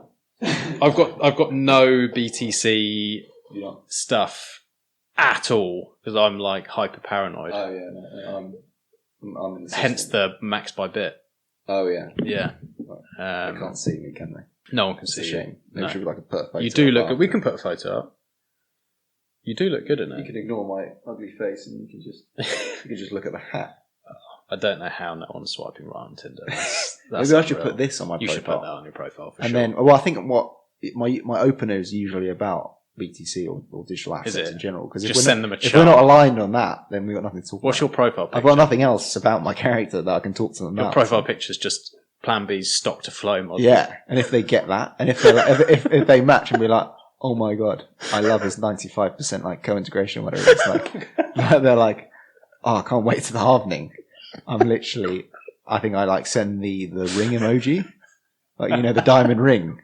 Yeah, because I'm like, marry me. It's worrying that Yeah, but you got to be aligned. You got to be interested. Like, if we are both interested in these things, and I've actually met a couple. Really? Well, I say met, spoken to, not converted them. They're actually blokes. Yeah. Probably. They're definitely men, and they're definitely in their mum's basement. Maybe that's why they didn't want to meet me. They're definitely. Yeah. Okay, that's good. Definitely. Well, that's not good. But, that's what it's weird, isn't it? Like we're saying about like how in this industry people are very open and like it's amazing the contacts that you can speak to. Yeah. Like it is weird, but there's almost no women in this industry. I don't know. Yeah. I don't know whether it's the risk aspect or whether it's just like techie, nerdy engineers are more. Probably. It's more like male dominated, but it is like you'll go to a meetup and there will be maybe one female in 300-400 males. That bad. That's pretty maybe much we what should start like get women into BTC. Well, it aligns with like it aligns with any person. I don't understand. Actually, we at work are very good with that. So we're doing like a few like Code First Girls. We're doing a few of these things like women in tech and stuff because it's important. Yeah, I don't know how, but maybe it's a different approach. Maybe it's like talking more about how this can actually help people in society, or maybe it's talking about like savings and that kind of stuff more than risk. Side of it, maybe because I think that's something that's missed quite a lot. Is like this, in many ways, can be used as a savings technology. Someone can put £5 a month in. Or they can say, "Oh, I'm going to give up smoking." And whatever, like cigarettes, stupid money now, like £12.50 or something. I think in the UK, one of my mates was saying to me the other day, he was like, "Oh yeah, it's like 12, something like that, like £12.50." I was like, "What for a packet of cigarettes?" Like, that could go into BTC. Yeah, so if you're smoking 20 a day, you could be putting that money into BTC and save your life probably. It doesn't have to be that people are putting their life savings in this stuff, and I think maybe that appeals more rather than like we're all crazy about this stuff and we do stupid things. Well, not I don't think stupid, but like people would argue crazy. I think that pushing that narrative of savings and slowly just, stacking sats, just putting a little bit away I think that's really... I think, I agree. I think the best thing you can do is, I think this has been shown as well, like statistically, that rather than trying picking tops and bottoms and, trading, literally put in whatever proportionally works for you, £100 a month, 50, like a few hundred, like whatever works for you in your life. But just put in a few, like a bit a month, 5%, 10%, whatever it is of your salary that you can afford. Yeah. But on an automatic buy. Yeah. And just forget about it. And literally don't look at it, like easy to say, right? But don't look at the price and look at it in 5-10 years time. Yeah. But easy to say, we are humans. Yeah. And this is why I'm machines over humans. Because like psychologically, long machines, short humans. 100%. Because like we are psychologically weak, basically. Yeah, we are useless. Yeah, literally looking at the price tick like on a 1 minute chart, 1 second chart almost. Like because like ultimately like you got to take that long term view that the stuff that I bought in 2016 I still hold. Yeah. Like and again like I don't think if I bought equities or whatever and they crashed 90%, I'd like to think I could hold that, but it's weird. Like I think that's just how you got to look at it. You got to just buy it, hold it, and try and forget about it. I think that's probably something that's learned from property as well. Mm. That's something that if you've been involved in property, you understand that there are these cycles. You understand that there's going to be a downturn, and it's like I remember when I first started getting involved, and some of the best advice that I ever received was, as long as you can stay on the barrel, you'll be fine. Just don't fall off. Don't have to sell. Just never have to sell. You never want to be a forced seller, right? Because, you might be a forced seller, you took on too much leverage, you got to, mortgage rates too high, all this type of stuff. You're going to be selling at the bottom. Yeah. And I think that's what happens with people with Bitcoin. Yeah, it's like 100%. They'll remortgage or put it out on a credit card or something stupid and then pile in right at the top. Yeah. And then they don't understand what they're buying. No. And then it drops in half and they shit themselves. And also they've been talking a big game to all their mates about how they're going to buy a Lambo and this and that. And then every time the price drops, all people want to send is like, how's BTC? Yeah. How are you getting on? When moon. Yeah. So, and then they shit themselves and sell right at the bottom. Yeah. And then that's it. But it's the same with every asset, right? And it's human psychology. I think this is why I'm so interested in cycles, because basically everything has a cycle. Right? Yeah. The property, equities, all of these things, like Bitcoin, has a cycle. Mm-hmm. And I think if you take the step back and start to understand the cycle, I think then you get a lot of comfort because actually you start to understand that these 80-90% swings either way are just part of the bigger trend, right? And it's the same thing with what we were saying, stocks right now just don't feel right because cyclically, we're at a late cycle. All these things are saying they should drop at some point. Mm-hmm. So that's why when other people you might be missing out at the moment, but it's the same with BTC. We are early. Every time history often rhymes but never repeats or something like that. Effectively, it doesn't repeat, but it rhymes. Yeah, and so you look back, it's dropped 80-90%. I think was it 3-4 times now? Yeah, over its lifetime. And they have been the best buying opportunities ever. But again, it's very difficult as a human with a mind to go and be like, okay, well, I'm going to go and buy it now. Because logically, that makes all the sense. But, psychologically, it's a difficult thing to do. And it doesn't matter how strong your thoughts are on the fundamentals. I'd be lying if I said, when we would write down at 2,500 and I'm buying, and I'm going through, I'm lying there and it's 1 o'clock in the morning and I can't sleep and I'm thinking, right, just piled a load more money in. Is this the right thing to do? And I'll go through and I'm like, right, fundamentals are better than they've ever been. Yeah. It makes sense. That, taking a look at it with the macro lens, this all makes sense. Yeah. There's a reason that you're doing this. There's more network security. Yeah. The users are going up. Yeah. Long-term holders aren't selling. All this stuff. Yeah. But you still, that little voice in the back of your head, or not even little, is going, you fucking idiot, you're wrong, da, da, da. And there's that voice in the back of your head, and it's really hard to ignore it. It's really hard to just actually look at the fundamentals and think, rationally when things are down, and then the other way as well, when it's pumping, you're going, oh, I should have bought more. Yeah, or you look at your account and there's a meaningful sum of money in there. You're like, well, that could change my life. I've got to sell. Yeah, it's hard. Yeah, it's just and this comes back to my fidelity point earlier. Best performing portfolios are from people who have forgot their password, who have died. Yeah, because actually that. Not tinkering with anything. You go and cook a soup, or you go and cook something like whatever that you shouldn't touch. You go and touch because you're a human. Yeah, and it's hard. It up. but again, try and take that long term view of you're not just in this for the money. You're in this because it's a complete change in the world, basically. World changing. It's our chance to be part of something bigger than ourselves, which I think is super interesting.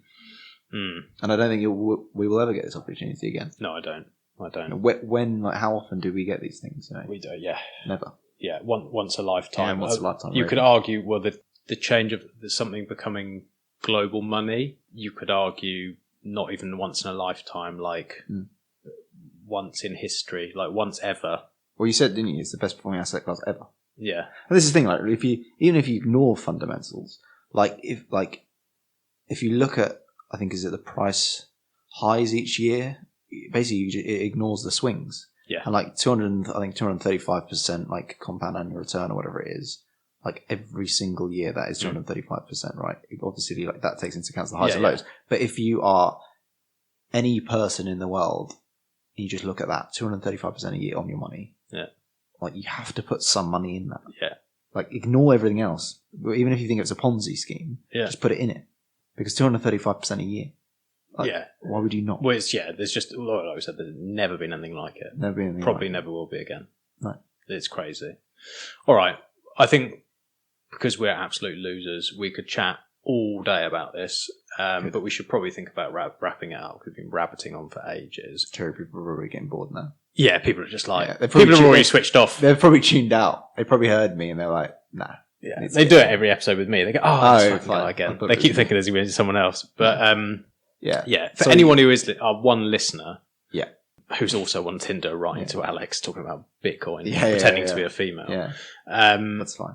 Is there anything you want to wrap up with? Any sort of what if you can leave my listeners with one point? Because, like I said at the beginning of this interview, you are one of the only people that I listen to, and I respect your opinions that I know and I'm close to. And I think that people can benefit a lot from listening to your thoughts. Is there anything you want to? Well, I guess people listening are probably BTC kind of avid followers anyway. But if they aren't, or if they're just thinking about investing, please just put some money in. Get off, to kind of steel pump. Get off zero. Please put some money in. And then also, I would say, please don't close your mind off to other blockchain use cases. Okay. And if people want to reach out and ask you about something, so probably Twitter. I've forgotten my handle, but I think it's A Beasant potentially. Yeah, I'll link it. If you can link, that's awesome. Or just feel free to kind of reach out to me, or LinkedIn, or any of those places. I'm super kind of keen to talk to anyone, whatever your view. Because again, I think it's important to be open to kind of other people's views, whether you're only Bitcoin, whether you're no Bitcoin, whether you're no blockchain, whether you're whatever. So please do reach out to me. I'd love to chat. Okay. And any projects or anything that you can talk about or want to talk about? Yeah. So I think I've got some kind of super exciting stuff in the pipeline that it's probably worth me potentially coming on again to talk about. Because I'm working on some stuff in the space that will only be in the space that I kind of want people to know about. So I think I'll come on again. But it's all got to be hush hush right now. Well, potentially. I don't know if that's hush hush or anything. You can say no. Reach out to me online and we can we can discuss. There's nothing all legitimate businesses, but just some stuff that I think. Yeah, I mean, I'm excited about. It's in the space. Yeah, I'll kind of happily talk to people about it. But I'd like to come on again when you're, raking the followers and the listeners in, And the sponsors, I probably won't be able to get on. But, just flocking. Yeah. I'll be kind of knocking on the door, being like, please let me get back on the show. No, always welcome. Yeah, it's always cool. nice to have you on, and Thanks, we'll definitely get you back on and hear about what you're doing. Oh, the hat's going on. Right. Thanks, mate. We'll wrap it up there. Thanks, guys. Thanks, mate. Thank you.